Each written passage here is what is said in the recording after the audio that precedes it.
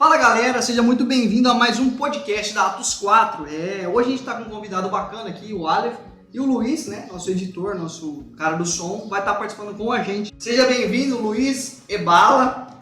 Pessoal, muito obrigado por aceitar o convite aí. É nóis. Valeu, agradeço o convite. Tamo aí, vamos lá. Isso aí. O tema de hoje, galera, é quem é Jesus, né? É um texto bastante conhecido aqui de Mateus 16, do 13 ao 20, eu vou ler para a gente dar a introdução aqui no nosso bate-papo. Então, vamos lá. O texto diz assim: chegando Jesus à região de Cesareia de Filipe, perguntou aos seus discípulos: quem os outros dizem que o Filho do Homem é? Referindo a ele mesmo. E aí o texto segue. Eles responderam: alguns dizem que é João Batista, outro Elias, e ainda outro Jeremias ou um dos profetas. E Jesus pergunta: e vocês? Perguntou ele. Quem vocês dizem que eu sou? Simão Pedro respondeu: tu és o Cristo, filho do Deus vivo. Respondeu Jesus: feliz é você, Simão, filho de Jonas, porque isto não foi revelado a você por carne ou sangue, mas por meu Pai que estás nos céus. Então a gente vai falar aqui de quem é Jesus. Jesus é o Cristo, filho do Deus vivo. Então, só para a gente fazer um contexto histórico aqui, Bala, você que entende bastante dessa parte também, eu acho. Não, mas agora é sério, né?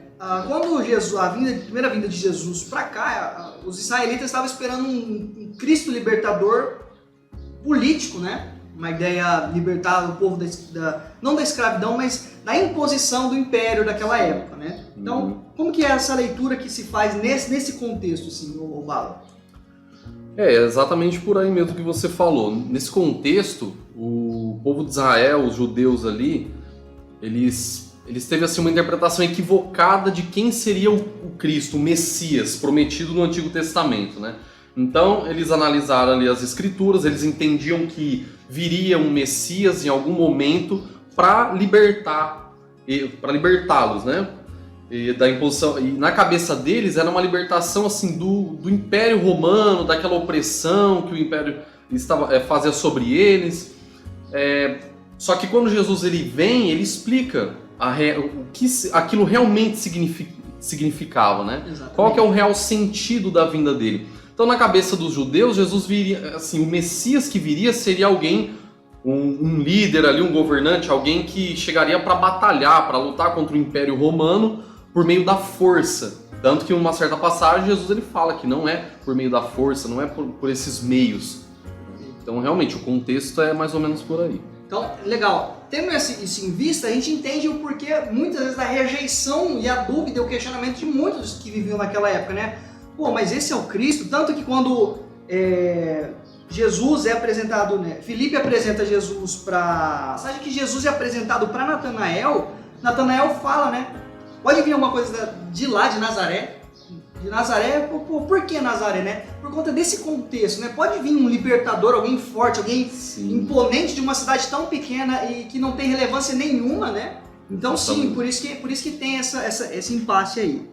Então, só que agora, quem é Jesus no sentido assim? Muitas vezes na Bíblia a gente lê a ideia, tipo, Jesus morreu, né? Mas Jesus, ele tem a ideia de ser um outro Adão, vamos dizer assim, né? A Bíblia, se não me engano, em Hebreus, vai tratar que ele era um outro Adão. Mas essa ideia de um outro Adão, explica pra gente, né, Bala, a ideia uma outra referência da representação humana. Porque Adão, para contextualizar, é a representação da humanidade caída. E Jesus não, Jesus é a ideia da representação da humanidade glorificada, vamos dizer assim, não sei se é o seu termo correto.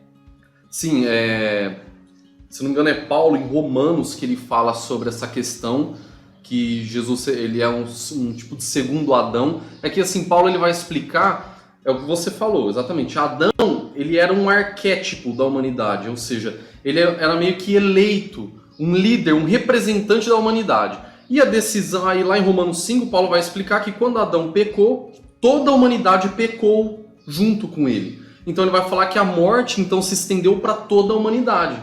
Então todo ser humano que vem à existência, que nasce, ele está ligado a Adão, porque está ligado à raça humana. E no plano de salvação, no plano de resgate, Jesus ele vem como um ser humano. Um dos motivos ele vem como ser, tem vários motivos para ele ter tido que se encarnar, né, num corpo humano, mas um deles é para poder legitimar essa representatividade, ou seja, se tornar um segundo representante. Porque se todos nascem mortos em Adão, então há uma chance, há uma segunda opção, uma alternativa, que é em Jesus. E aí lá Paulo vai explicar que então nós recebemos novamente a vida por meio de Jesus. Então Paulo vai explicar, por meio de um a morte veio a todos, e também por meio de um a vida poderá vir a muitos, né? Ou seja, os que se achegarem a Jesus. Então Jesus ele é um representante, né? Um segundo representante da humanidade. Ou seja, se eu vou para ele, então eu estou salvo porque ele representa a vida, a salvação, ele que faz esse resgate, né? E se eu não vou até ele, eu estou automaticamente ligado a Adão, e a consequência disso é a morte eterna, né? Exato. Legal, só pra gente também trazer um pouco para os dias de hoje. Quem é Jesus hoje? A gente vai tratar agora um pouco de quem é Jesus hoje na atualidade que a gente vive. A gente entender um pouco do contexto histórico, que Jesus é um representante do ser humano perante Deus, né? Mas qual que é a visão que o mundo hoje, né, enxerga de Jesus? É importante a gente ter vamos olhar para a Bíblia, vamos lembrar lá atrás, mas hoje, cara, hoje Jesus ele é visto como mais uma religião. Alguns veem ele como apenas um profeta, uma pessoa boa. Sim. Mas como que é essa leitura de quem é Jesus hoje e os ensinos que ele teve, né? Sim. Vamos falar um pouco então de como a maioria das pessoas vê Jesus hoje sem o conhecimento do Evangelho e quem a Bíblia diz que ele é e quem ele mesmo diz que ele é. Legal. Então hoje Jesus ele é visto pela maioria das pessoas como você disse, apenas um grande mestre da moral, um cara que veio e trouxe vários ensinamentos morais ali, de práticas, ou representa uma religião, porém sem ter um entendimento real do significado dele e dessa religião que ele representaria, por exemplo. Então ele é visto assim, apenas como mais um, dentre tantos. Ele não é visto de uma maneira diferente. Ele é visto como qualquer outro de qualquer outra religião. Como se fosse Buda, como se fosse Maomé, como se fosse qualquer outro. Agora a questão, o que a Bíblia diz para nós sobre quem ele é? E o que ele diz também? É interessante que, na Bíblia nós vamos ver que Jesus ele é Deus. E que ele veio como homem.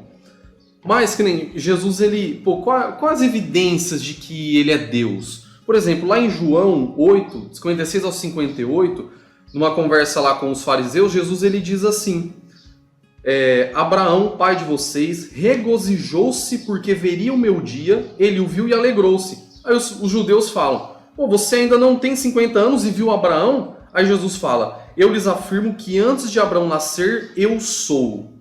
Então Jesus ele fala isso por quê? Porque lá no livro de Êxodo, Moisés, numa conversa com Deus, Deus disse: eu sou o que sou. Então Jesus ele repete isso aqui, fazendo essa referência daquele acontecimento, revelando, porque os judeus quando ouviram isso, eles se lembraram. Fez o link com aquilo. Fez o link, ou seja, ele está falando que ele é Deus.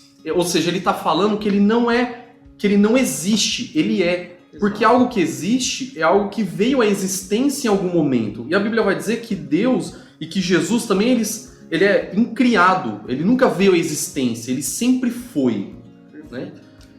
Então assim, a gente vai ver diversas passagens que mostram que Jesus é Deus, ele mesmo dizendo: eu e o Pai somos um. Lá em Colossenses, Paulo escrevendo dizendo que Jesus ele é a imagem do Deus invisível, ou seja, ele é Deus em carne. Então quando a gente olha para Jesus, nós estamos vendo o próprio Deus. Então Jesus, de diversas formas, ele quis deixar claro que ele é Deus. E uma coisa que C.S. Lewis fala muito interessante, fazendo essa colocação de, as pessoas querem ver Jesus como um moralista. Aí o C.S. Lewis explica que, cara, Jesus, ele veio, ele trouxe vários ensinamentos, várias coisas, as pessoas veem ele como foi uma pessoa boa e tal, só que mas elas rejeitam a parte divina dele. E aí o C.S. Lewis ele explica e coloca o seguinte, que Jesus ele nunca teve a pretensão de que alguém olhasse ele sem que ele fosse Deus, sem reconhecê-lo como Deus. Então a gente só tem duas opções: ou Jesus é Deus e tudo que ele foi ali, todos os ensinos, tudo que ele fez foi verdadeiro, foi bom. Agora, se ele não é Deus, então ele foi um enganador, um impostor, uma pessoa louca. Porque ele, como o cara chega e ele diz que é Deus e não é? mas olha o histórico de Jesus, tudo que ele ensinou, ele parece ser alguém, um impostor, um enganador? De forma nenhuma. Então C.S. Lewis fala, cara, ou você reconhece ele como Deus ou você exclui ele completamente da sua vida, mas jamais diga que ele foi um mestre da moral ou um ser humano comum. É porque hoje é comum pegar Jesus e às vezes tirar um pouco da divindade dele e olhar para os ensinamentos, né? Então assim, o povo tenta ficar no meio termo ali entre essa divisão. Não dá. Ou você aceita que ele é Deus ou você simplesmente fala, ele é louco. Sim. Né? Porque, cara, ele foi contra aquilo que estava na cultura do povo de Israel naquela época. Se você pegar, o embate deles era sempre com os mestres da lei. E quem que foi esses mestres da lei? Era o cara que era a nata do conhecimento, né? Hoje ele pode ser, esses mestres da lei é tipo pastores, gente que estudou, né? Dependendo dele, tipo o papa, o padre, sei lá, vamos dizer assim, alguma coisa nesse sentido, mas é um grau hierárquico que tem um conhecimento alto, de uma vida dedicada ao estudo, né? Sim. Então, Jesus vem e bate nesses caras, né? Exatamente. Uma outra coisa interessante é que quando a gente vai comparar com outras religiões ou esses outros caras que representam essas outras religiões, vários deles colocou dúvida no próprio ensinamento deles e dúvida em relação a várias coisas da vida. Eu não vou lembrar o nome de cada um que eles disseram, mas dentre Buda, Confúcio e Maomé, a gente teve fala desses três que eles disseram assim, eu não sei exatamente qual falou, essas partes que eu vou falar agora, mas eles disseram que não sabia exatamente qual era o caminho, qual era exatamente o sentido da vida, o que de fato era a verdade, ou seja, eles colocaram dúvidas nessas questões. Mas Jesus, ele chega e fala, eu sou o caminho, a verdade e a vida. Ou seja, ele chega e ele traz essa afirmação sobre ele, ele proclama essa autoridade. Exato. Né? É algo completamente diferente. E é interessante porque Jesus, ele diz, eu sou o caminho. A gente olha para o mundo de hoje, dentre tantos caminhos, visões e teorias que nos são apresentadas, e a gente vê a frustração na vida de muita gente, porque não sabe para onde ir, em que acreditar, no que se basear, em qual fundamento construir a sua vida. Mas Jesus, ele chega e fala, eu sou o caminho. Então ele apresenta um caminho seguro, né? O caminho que ele apresenta, que é ele mesmo, a própria pessoa dele, né? Chamando para um relacionamento com ele. Legal, legal. Pessoal, a gente vai dar um breve intervalo aqui, daqui a pouco a gente volta no segundo bloco. Segura aí. Para. Dê um stop agora nesse podcast e diga para sua família e para os seus amigos o quanto eles são importantes para você. Vai lá, pede perdão, perdoe, reconcilie-se, esqueça aquela mágoa. Quando Jesus morreu na cruz, ele nos deu o maior exemplo de amor e de perdão. Demonstre amor e libere perdão a quem está mais próximo de você, família, amigos e quem está distante também. A Bíblia nos diz, o meu mandamento é este, amem-se uns aos outros como eu os amei. Ninguém tem maior amor do que aquele que dá sua vida pelos amigos. João 15, do 12 ao 13. Espera! Você conseguiu demonstrar amor e perdão para alguém hoje? Compartilhe com a gente sua experiência, nos mandando uma mensagem no Instagram, @missãoatos4. Estamos de volta aí com o segundo bloco. Bala, a gente vai falar um pouco agora sobre Jesus, o Messias, né? É legal entender essa parte aí, que a Bíblia, né, no Antigo Testamento, ela já vinha apontando para a vinda de um Messias, né? Mas fala um pouco mais pra gente sobre esse ponto específico das profecias, né? São muitas as profecias, né? Eu não vou citá-las num todo, mas é legal a gente entender, porque muita gente não entende o Antigo Testamento, né? Mas o Antigo Testamento, ele inteiro apontando para Jesus, é ele inteiro Deus preparando a humanidade, preparando ali todos os acontecimentos históricos no mundo para que chegasse no momento ideal para que Jesus viesse, para que desse certo todo o plano de Deus. Um exemplo, Jesus vem num período onde a cultura grega predominava o mundo, então era muito mais fácil pegar e registrar tudo que Jesus estava falando e ser acessível ao mundo inteiro. Então assim, e vários outros motivos, né? Mas ou seja, o Antigo Testamento ele é inteiro fazendo esse preparo, apontando para Jesus. Os sacrifícios dos animais ali apontava para que o animal ali ele tinha que ser perfeito, puro, sem ter nada quebrado, sem mancha. Ou seja, representava algo perfeito.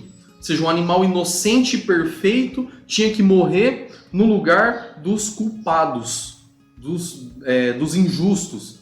Então tudo isso apontava, mas a Bíblia vai explicar isso muito bem em Hebreus, que na verdade os sacrifícios dos animais jamais perdoaram o pecado. É simbólico, né? Era apenas simbólico, apontava para que alguém viria para fazer isso definitivamente. E isso acontece, quando Jesus vem, antes dele morrer, ele fala, está consumado, ou seja, está feito, agora está pronto, beleza.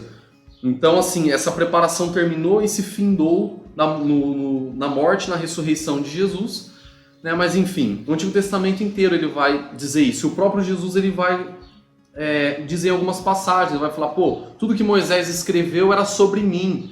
Numa conversa com os judeus, ele vai falar, pô, Moisés escreveu sobre mim. Por que vocês não creem em mim, sendo que vocês leem o que Moisés escreveu? Então, na verdade, vocês não creem nem em Moisés. Ele vai falar isso para os judeus, para os fariseus. Só uma curiosidade, eu acho legal, né? Pegando um gancho daquilo que o Bala falou, Aleph e Bala é a mesma pessoa, tá? Então, às vezes fala Bala, às vezes fala Aleph. Mas assim, ó, a lei dizia que o salário do pecado é a morte, né? Então tinha um acordo, vamos dizer assim, já pré-descrito. Se você pecar, vai ter que morrer. Não que vai ter que morrer, mas era o rompimento de um acordo, né? Então é legal que, por isso que Jesus fala, né? Está consumado. É interessante, às vezes fala, pô, se você pegar lá, só lê lá, está consumado. Mas o que está consumado? Né? Está consumado exatamente isso. Essa dívida foi paga, né? Sim. Essa ideia do está consumado. Quando Jesus morre lá na cruz, ele finda essa ideia das ordenanças, não é festivas que fala, tem um nome das leis, tem as leis morais, tem as cerimoniais. Isso. Então todas essas leis apontavam para a vinda de Cristo, né? Sim. E aí Jesus vem, o Cordeiro vem, morre e paga o preço na cruz, né? Ou seja, está consumada essa dívida. Esse acordo foi cumprido. O pecado aconteceu e ocorreu, né, a morte e o pagamento, né, com o sangue de Cristo. Então, por isso é muito importante entender o sacrifício, o porquê que Jesus precisava morrer, né? Então, legal. E uma outra questão só mais um pouco assim, a gente deixar claro assim, que ele é Deus, né? Por exemplo, lá no capítulo 1 de João, começa dizendo: no princípio era aquele que é a palavra, ele estava com Deus e era Deus. Todas as coisas foram feitas por intermédio dele. Sem ele, nada do que existe teria sido feito. No versículo 10. Aquele que é a palavra estava no mundo e o mundo foi feito por intermédio dele. Mas o mundo não o reconheceu. Veio para os que era seu, mas os seus não receberam. Aqui entra no que a gente falou no começo. O povo de Israel ali não reconheceu a vinda do Messias. Não reconheceu que ele era o Cristo, o enviado, né, que viria libertar. E não entenderam que a libertação era do pecado, era da condenação, da morte eterna, e não de algo ali externo, de um governo que estava oprimindo eles, ou de algo assim político. Não era político, era a libertação do pecado. Exato. Dessa prisão, e reconciliar a humanidade com Deus. Enfim, no versículo 14 diz: aquele que é a palavra tornou-se carne e viveu entre nós. Então aqui a Bíblia vai dizer, o começo é o mais claro, né? Fala que ele estava com Deus e ele era Deus. Então a Bíblia deixa claro que ele era Deus, que ele é Deus. Sim, legal. Né? E aqui também no grego original fala que, como diz, aquele que é a palavra. A palavra. palavra. No grego original é logos.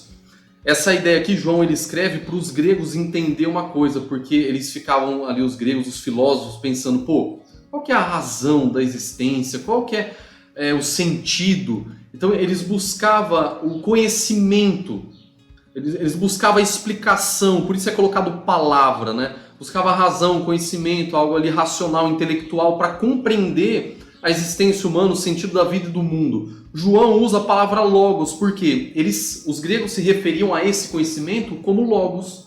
Então João chega e fala, no princípio era aquele que é o logos. Então ele está dizendo que Jesus é a resposta do que as pessoas estão procurando. Ele é a resposta para o sentido da vida, ele é a resposta para a razão das coisas, né? Então é interessante entender isso que está embutido aqui nesse texto também, sobre Jesus. E um outro texto que deixa clara a divindade dele é em Colossenses. em Colossenses capítulo 1, lá em Colossenses capítulo 1, a partir do versículo 15, diz que ele é a imagem do Deus invisível, né? Eu tinha citado isso. Ele é o primogênito sobre toda a criação. O primogênito aqui está querendo dizer que ele é antes da criação. Não o primeiro, né? Exatamente, ele não foi criado, ele é antes da criação. Por quê? No versículo 16 continua. Pois nele foram criadas todas as coisas. Nele, através dele, foi criado todas as coisas, né? No versículo 17 diz, ele é antes de todas as coisas e nele tudo subsiste. Então aqui deixa claro a divindade dele, a supremacia dele sobre toda a criação, né? Deixa claro que ele é Deus. Nesse texto aí é legal a gente entender que tudo é para ele, porque se tudo está nele, fica claro que tudo é sobre ele e para ele, né? Por isso que é importante entender que quando alguém que está pregando, alguém que está ministrando, alguém que está levando a palavra tenta trazer a honra para ele, tem alguma coisa errada aí.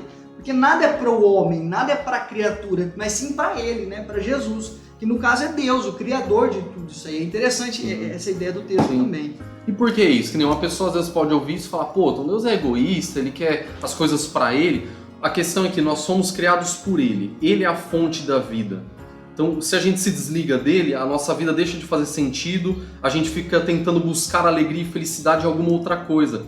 Sendo que na essência da nossa natureza, da nossa criação, da nossa constituição como pessoa, nós somos, a nossa alegria, o sentido da nossa vida, ele existe quando nós estamos ligados a ele. Ou seja, quando a gente então vive e faz as coisas para ele, olhando para ele, isso consequentemente nos traz alegria, satisfação e sentido. Ou seja, então Deus de alguma forma, através disso que é para ele, na verdade está embutido ali a nossa felicidade, a nossa satisfação. É interessante isso daí. É um padrão que no ser humano, se você cumpre a missão que você tem que cumprir, você se satisfaz. É interessante isso, né? Porque quando você cumpre a missão de glorificar Deus, você também se satisfaz. Porque é programado, né? Vamos supor assim, como se fosse um computador, é automático. Acontece um, acontece no outro. Interessante. E quando fala que nós somos criados para a glória de Deus, isso significa que se eu vivo para a glória dele, ou seja, reconhecendo ele como Deus, sabendo quem ele é, tendo um relacionamento com ele, eu estou vivendo para aquilo que eu fui criado. E então, consequentemente, isso vai me trazer alegria e satisfação. Então, na verdade, vamos dizer assim, quem ganha é nós. Exato. Não é Deus, literal. Porque assim, Deus não precisa de nada. Ele não precisa de nós, é nós que precisamos dele. E ele colocou para nós precisarmos dele, porque ele sabe o tanto que o tamanho da alegria que isso nos daria. Sim. E que sem ele nossa vida não teria sentido. Sim. Né? O ser humano anseia conhecer o Criador, de onde ele veio. Às vezes fala assim, os cientistas não acreditam em Deus, mas beleza, a dúvida mantém. De onde nós viemos, né? Por que você quer conhecer de onde que você veio? Qual que é o sentido de achar onde veio? Por isso, está em nós. A Bíblia fala por conta do pecado. O pecado veio, tirou essa direção. Exato, criou um buraco dentro do ser humano que não é... Enquanto você não conseguir ter esse encontro com Jesus, né, que é talvez um próximo tema que a gente vai tratar aqui nesse papo, né, enquanto não tiver esse encontro com Jesus, nós não temos essa curiosidade, essa instigação, vamos dizer assim, suprida, né? Sim, por quê? Porque aí a gente tudo isso tem a ver com o assunto de quem é Jesus. Por quê? Porque Jesus ele é a resposta para tudo isso. Exatamente. Essa é a grande questão. Ele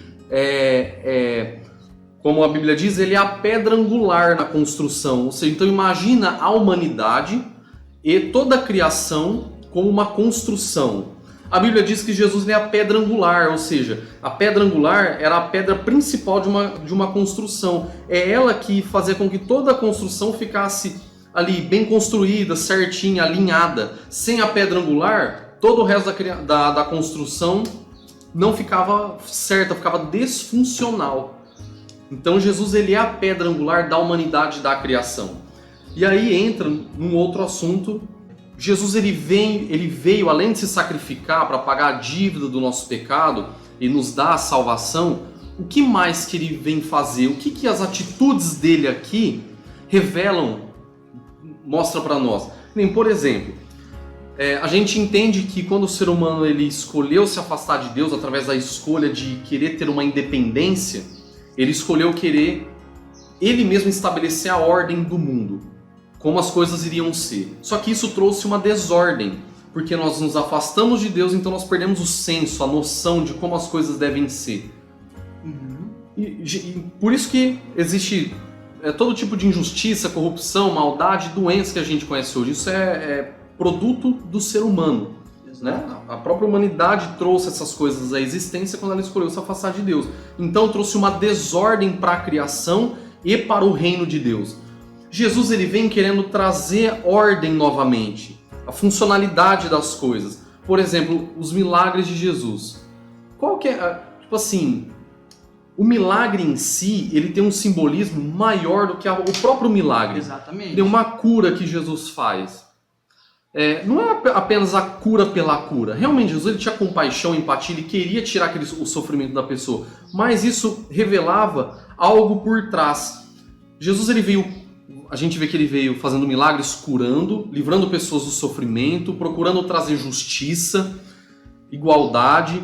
Tudo isso, Jesus ele fez mostrando que o reino de Deus deveria funcionar dessa forma. Ele já vem implementando as leis do reino. Exatamente, ele vem implementando as leis, a funcionalidade, para que a gente olhe e veja o modelo de como o reino de Deus realmente é. Perfeito. Então, Jesus ele vem como essa pessoa também, nos revelando isso, o sentido das coisas. E é legal essa ideia da ideia do implantar as leis do reino, é por isso que o cristão tem que viver de uma forma diferente, né? Não, a gente já conversou aqui um pouco nos podcasts, né? E vai tratar ainda mais em outros temas, outros podcasts. A ideia de que a gente tem que ser igual naquilo que não atrapalha o relacionamento com Deus, mas naquilo que for contrário àquilo que é implantado no reino de Deus, a gente tem que agir de acordo com o reino de Deus. Por exemplo, todo mundo, sei lá, recebe um troco e vamos supor, recebi um troco a mais, mas é comum eu pegar pra mim. Não, cara, eu como vivo no reino de Deus, o reino de Deus, um dos princípios é a honestidade, eu vou devolver o troco que veio errado. Consegue entender? O cristão já vive sobre uma nova ordem de lei, né? Que veio com Jesus Cristo implementando isso aí. Então isso é importante pra gente, todo cristão, né?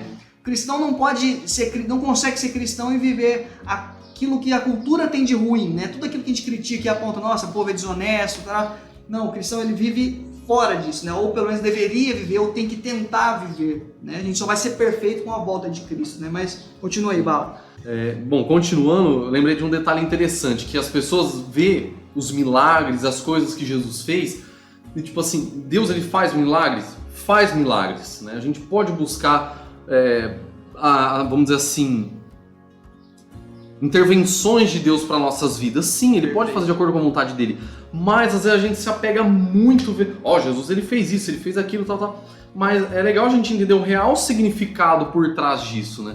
Que Jesus ele vem fazendo os milagres ali, mostrando o reino de Deus, mostrando que há uma desordem implantada no mundo e que o correto, as coisas funcionando de maneira correta era diferente daquilo. Então se a pessoa tá lá com a mão atrofiada, Jesus ele cura, ela fica com a mão normal. Está com uma doença ali, uma lepra, ele cura, mostrando que o mundo ordenado, o mundo funcional é assim, a pessoa estar nesse estado e não naquele. Trazendo ordem ao caos. Exatamente, Jesus ele vem trazer ordem ao caos. Então, com os milagres, os feitos dele, ele vem mostrando que Deus ele está reimplantando o reino dele aos poucos e nos mostrando um pouco de como vai ser o reino futuro, né? A nova terra.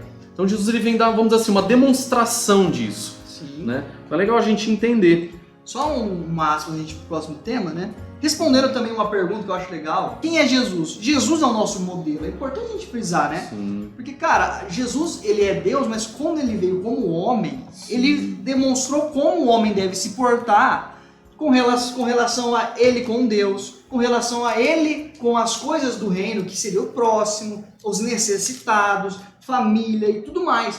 Então é legal a gente ter também a visão de Jesus como modelo. A gente olha para o Jesus como homem, como que deve ser minha conduta, como que eu devo me portar perante impostos, que igual tinha uma coisa na época. Ou seja, a ideia dos impostos, trazendo também para os nossos dias, é o imposto, mas as leis ordenadas pelo homem aqui, né? A Bíblia fala que toda liderança é colocada por Deus, então a gente tem que obedecer aquilo que quem está na coordenação, vamos supor, um governante ou o presidente, desde que aquilo também não afete os princípios do que a Bíblia diz, claro, né? Mas olhando Jesus como modelo de fé, né? Modelo de pessoa, queria que você comentasse um pouco sobre isso aí. Sim, é interessante isso daí, porque a gente vai olhar agora mais para o Jesus homem. Legal. Né? Porque a Bíblia diz, sim, que lá em Filipenses, vai deixar bem claro, eu vou ler aqui Filipenses capítulo 2, a partir do versículo 5. Seja a atitude de vocês a mesma de Cristo Jesus, que, embora sendo Deus, não considerou que o ser igual a Deus era algo a que devia apegar-se, mas esvaziou-se a si mesmo, vindo a ser servo, tornando-se semelhante aos homens. E, sendo encontrado em forma humana, humilhou-se a si mesmo e foi obediente até a morte e morte de cruz. Jesus, ele se esvaziou da divindade dele. Ele deixou de lado, ele pagou, isso foi um preço a ser pago por ele. Né? Porque para legitimar aquela representação dele diante de nós, da humanidade, para que ele pudesse ser escolhido ali para nos salvar, ele precisava vir como um ser humano. Porque para você representar uma espécie, você precisa ser da mesma espécie, vamos dizer assim. Então Jesus, ele paga esse preço, ele se esvazia da glória dele, mas como ele é Deus, ele não deixa de ser Deus. Exato. Mas ele se submete ao corpo humano, às limitações humanas, aos sofrimentos humanos. Tanto que a gente vai ver Jesus sentindo sono, fome, sentindo dor, sofrendo, chorando. Exatamente. A gente vai ver Jesus passando por tudo isso. Então é interessante a gente ver que, Jesus, mesmo sendo Deus, essa é uma das coisas singulares do cristianismo. Nós não vamos ver em outra história um Deus se encarnando e sofrendo. Abaixando o nível, né? Exatamente. E sofrendo e morrendo pela humanidade. A gente não vai encontrar isso. Na Bíblia fala, não lembro qual o texto certinho, mas fala que o evangelho da cruz é loucura para... Como é que fala? Tem o texto... Para os que estão perecendo. Não, e tem também para os gregos é loucura. Sim, porque vai falar que os gregos procuram sabedoria e os judeus milagres. Mas nós pregamos Cristo crucificado. Exato. Por que é loucura? Porque, para os gregos, se o teu Deus que você adora vem e você mata ele, é loucura. Não então faz não sentido. É Deus, ele é fraco, ele é frágil, não pode ser chamado de Deus. Exatamente.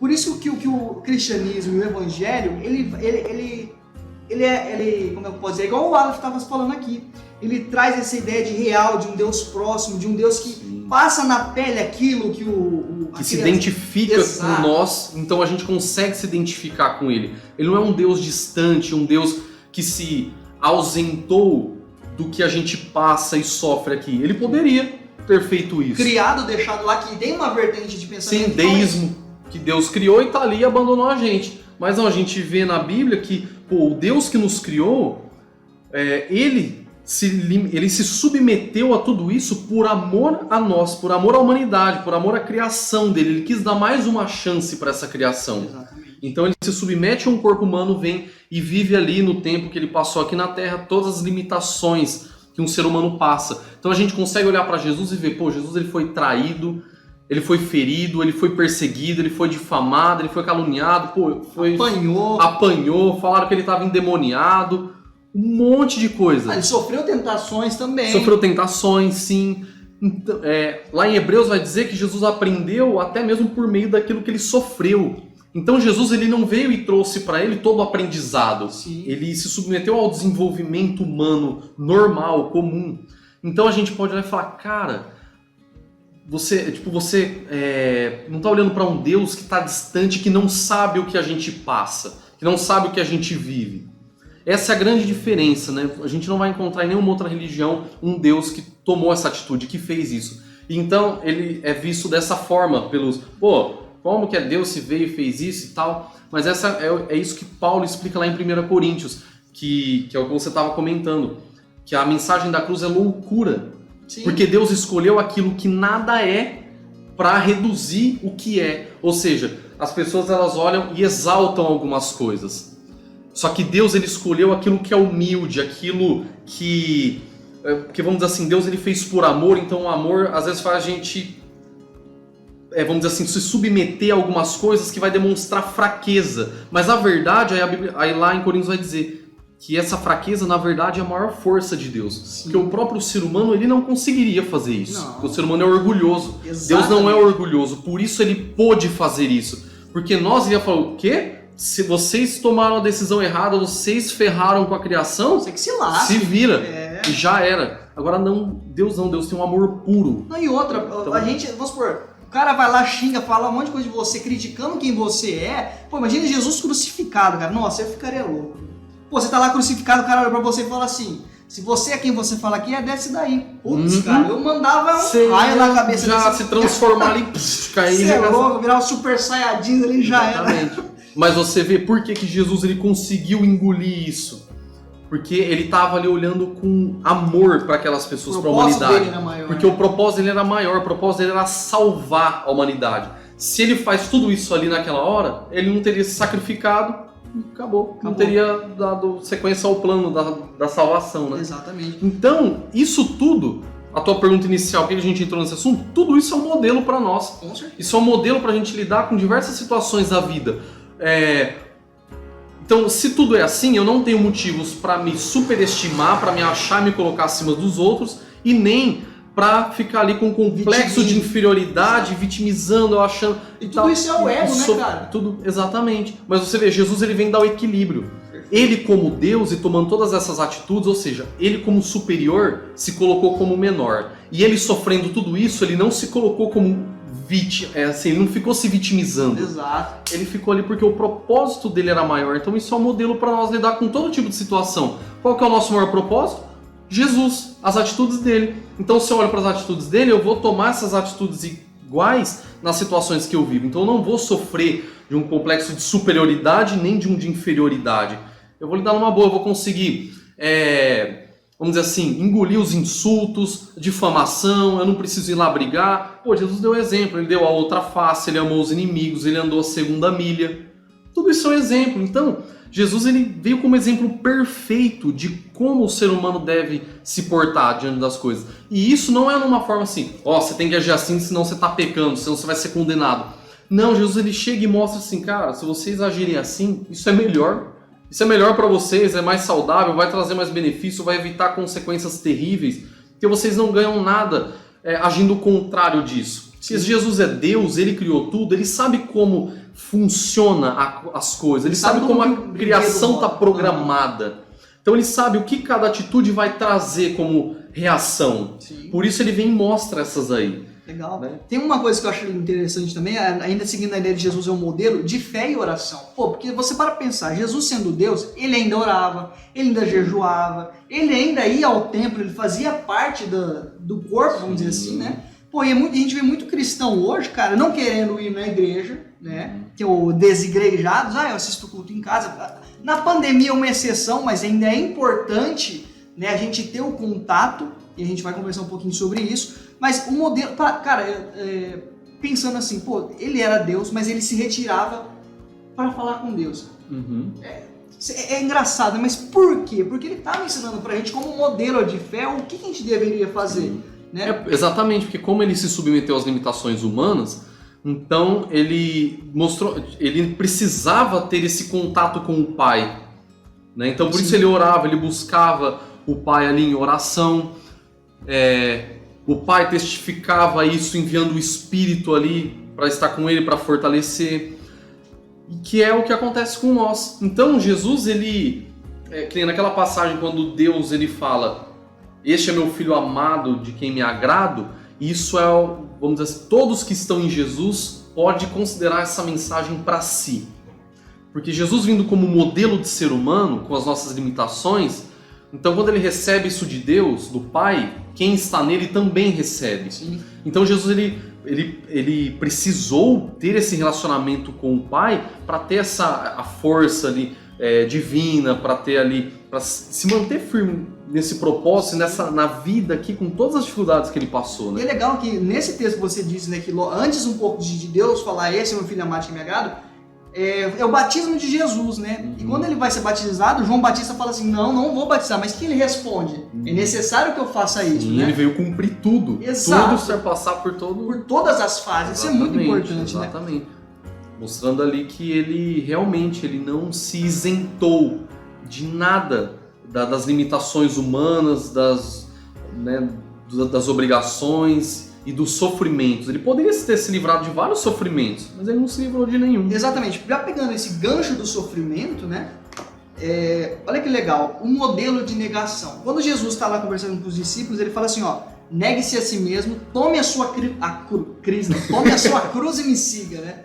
Pô, cara, hoje cruz é bonito, né? Eu acho que bastante gente já ouviu isso, mas hoje cruz é bonito, é um símbolo religioso. Mas, cara, naquela época, tomar a cruz era se humilhar, porque a morte de cruz era mais humilhanta, não existe, mas aqui era que mais considerado humilhação, ia morrer. A ideia da cruz é a morte, né? Então, Bala, nessa ideia de modelo de negação, do que seria essa negação? O que Jesus está mandando a gente morrer, né? Então, para a gente analisar essa parte do contexto, né? Negue-se a si mesmo, toma a sua cruz e me siga-me. O que Jesus estava falando aí, Bala? Dentro do que a gente falou agora há pouco, de todo o modelo de atitudes que ele deixou para nós, a gente não consegue fazer isso se a gente não negar a nós mesmos. Por isso que ele deixou. Porque, vamos dizer assim, ele deixou os exemplos, mas ele sabe que a gente vai ter dificuldade para tomar aquelas atitudes. Então ele deu, vamos dizer assim, a receita. Ele falou, cara, para vocês conseguirem agir assim, é só se vocês negarem a vocês mesmos. Por quê? Porque a nossa natureza,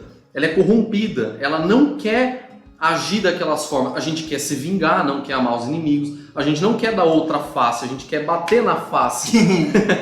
A gente não quer fazer além do que nos pedem, que é a ideia de andar a segunda milha. Sendo que já era uma coisa ali humilhante andar uma só milha. O cara tava lá fazendo as atividades familiares dele, chegava um soldado, pega e carrega isso pra mim. Do nada o cara tinha que pegar e levar. Jesus fala, se o cara pedir isso, vai além do que ele pediu. Então Jesus fala, cara, a natureza humana jamais vai se submeter a isso. Então, se vocês não negarem a vocês mesmos, olharem para si e falar, eu não vou seguir essa natureza corrompida, orgulhosa, só que eu só consigo fazer isso quando eu olho para quem Jesus é. Eu falo, pô, ele é Deus e fez tudo isso. Quem sou eu? E ele fez tudo isso por mim. Então por que eu não vou fazer? Então ele dá, vamos dizer assim, essa ajuda para nós. A gente não vai conseguir agir, ter esses comportamentos sem negar nós mesmos. Né? E é legal que essa ideia de negação a si mesmo, muitas vezes, se não é uma boa parte, tá ligado ao ego, né? Porque para você perdoar, você tem que abaixar teu ego. Para você ajudar quem tá precisando, ajudar os inimigos, que a Bíblia fala pra gente, se teu inimigo passar fome e dê de comer, você tem que abaixar o teu ego. É uma briga constante com o ego, né? Tanto que se você ler o que Satanás, onde Satanás tenta bater em Jesus, bater no sentido entre aspas da tentação, é em quem Jesus é e no orgulho, né? Pô, se você é Deus, trazendo uma dúvida, porque, pô, igual alguém fala assim, duvido que você é bom nisso. Cara, teu ego vai gritando, eu sou, porque você quer se reafirmar, né? Então é interessante a gente entender essa parte essa negação de si mesmo tem muito ligado ao ego, né? Sim. Pegando essa parte e já indo pro final, por que a gente quer essas coisas, né? Pegar ali, se autoafirmar e tal. Porque a gente quer preencher algo, uma lacuna ali. Todos nós temos algum tipo de problema. E a gente tenta preencher, saciar isso de alguma forma. E geralmente isso é direcionado pelo ego, pelo orgulho. Aí pegando o exemplo da mulher samaritana. Ela já tinha tido lá, acho que 5 maridos, se eu não me engano, não lembro quantos eram. Mas Jesus chega e fala. Ela vai lá pegar água e ele fala, se você tomar da água que eu te dou, você nunca mais será sede. O que isso tem a ver com ela ter tido 5 maridos? Na verdade, Jesus não julga ela nem nada, ele só faz o comentário que ele sabe daquilo. Mas aí depois ele fala isso, que se ela tomar da água dele, ela nunca mais será sede. O que ele está dizendo? Ele está falando que ela está buscando preencher algo da vida dela em vários relacionamentos, na área sexual. Então isso a gente pode tentar preencher de diversas outras maneiras, porque isso vem do vazio que está no coração humano, dessa falta de sentido na vida, e aí cada um vai tentar encontrar o sentido de alguma forma, em excesso em algumas coisas. Então, eu preciso ter muito dinheiro, eu preciso ter aquele status, aquela fama, eu preciso ser o mais inteligente. E todas essas coisas, na verdade, elas não são ilegítimas, mas depende em qual lugar. Eu posso chegar num determinado patamar financeiro, eu posso acabar me tornando uma pessoa conhecida, reconhecida, com certo status, influência. Tranquilo, a questão é quando eu pego isso e vivo em função disso. Que era o caso daquela mulher, ela vivia em função daquilo, buscando aquilo o tempo todo para tentar saciar E aí Jesus, quando ele faz isso, ele dá uma outra resposta para a humanidade, porque a humanidade ela está em busca, ela coloca uma expectativa em alguma coisa. A gente vê diversos relatos de várias pessoas que estão buscando ali vários sonhos, e é legal, mas elas chegam lá e se frustram, entram em depressão e a vida deixa de fazer sentido. Acabou, né? Porque quando elas colocam uma expectativa naquilo que só Deus pode preencher, atender. Só Deus atende aquela expectativa. Que é a expectativa que o nosso coração lá dentro, todo ser humano, se ele não reconhecer de forma consciente, o inconsciente dele sabe que Deus existe, ele sabe que há um Criador, ele sabe que está faltando algo. E enquanto ele não reconhece que isso é Deus, ele vai colocar essa expectativa que só Deus atende em outra coisa. E quando ele chegar lá, aquilo já não vai ser mais aquilo que ele idealizou. Você pode pegar de várias formas, tipo, pô, meu sonho é morar em tal lugar, chegar lá, meu sonho é ter essa profissão. Quando você chega lá, depois de um tempo, aquilo não tem mais a graça que tinha antes. Por que que quando você chega... C.S. Lewis, ele explica isso. Você chega lá, é como se aquilo virasse pó, aquilo se desfaz. E aquilo não é mais aquilo que era antes de você ter, de você possuir. Por quê? Porque o ser humano ele coloca expectativa, né? essa expectativa nessas coisas. De criaturas, não de coisas criadas. Exato. E Paulo vai falar em Romanos que o ser humano trocou a glória do Deus imortal, porque é isso que a gente está buscando, exatamente isso, a glória de Deus. Porque a gente foi criado para ela, não é? Sim. Então a gente está buscando ela, só que a gente está buscando a glória de Deus nas coisas criadas. Então a gente chega lá e se frustra. Sendo que se eu buscar primeiro a glória de Deus, aí beleza, eu posso conquistar aquele meu sonho e morar naquele lugar, conquistar o sonho daquela profissão, e tudo isso vai ser benéfico, e aquilo não vai me frustrar. Sim. Por quê? Porque o sentido da minha vida está depositado em Deus. E então, quando minha profissão me desapontar, aquele lugar que eu queria morar já não ter mais, tipo assim, eu me decepcionar de alguma forma, aquilo não vai ser impactante para mim, vai ser tranquilo, porque eu entendo que a vida é assim, que faz parte. Eu não coloquei aquilo acima de todas as coisas, mas eu coloquei Jesus. Então é isso que Jesus responde para essa mulher: se você beber da água que eu lhe der, você nunca mais será sede. Ou seja, se você olhar para mim e se voltar para mim, estabelecer esse relacionamento comigo, se reconciliando com Deus, vai acabar essa sede, essa busca incessante, né? Então aí dá pra gente, né, resumir e terminar dizendo quem é Jesus. Ele é aquele que atende as expectativas da humanidade, é aquele que preenche o vazio, que preenche a lacuna, é a pedra angular na construção da vida de cada pessoa, ele é o modelo, ele é o logos, ou seja, ele é a razão, ele é o conhecimento real da vida, e ele é o próprio Deus. Então, pessoal, é isso aí. Nós encerramos mais um podcast aqui da Atos 4. Foi muito bom ter vocês com a gente. Um grande abraço e valeu!